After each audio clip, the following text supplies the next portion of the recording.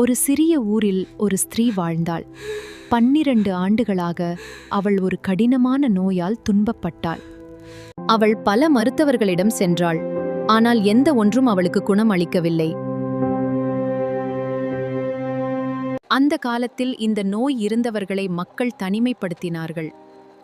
அவள் தனிமையிலும் வேதனையிலும் வாழ்ந்தாள். ஒரு நாள் அவள் ஒரு செய்தி கேட்டாள், அற்புதங்களைச் செய்யும் ஒருவரைப் பற்றி. அவர் நோயாளிகளை குணமாக்குகிறார் என்று அவள் கேட்டாள். அவர்தான் இயேசு. அவள் மனதில் ஒரு விசுவாசம் எழுந்தது. அவருடைய ஆடையின் ஓரம் மட்டும் நான் தொட்டாலும் குணமாகி விடுவேன்.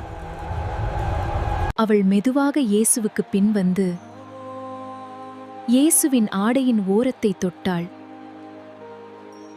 அந்த தருணத்தில் பல ஆண்டுகளாக இருந்த வேதனை ஒரே கணத்தில் நின்றுவிட்டது. அப்போது இயேசு நின்று கேட்டார், என் ஆடையை யார் தொட்டார்? அந்த பெண் பயந்து நடுங்கினாள். ஆனால் அவள் உண்மையை மறைக்கவில்லை. கூட்டத்தின் முன் வந்து இயேசுவின் காலடியில் மண்டியிட்டாள். அப்போது இயேசு அன்புடன் கூறினார், மகளே, உன் விசுவாசம் உன்னை ரட்சித்தது. சமாதானத்தோடு போ.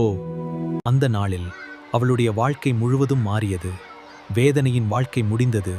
விசுவாசம் அவளுக்கு புதிய வாழ்க்கையை கொடுத்தது.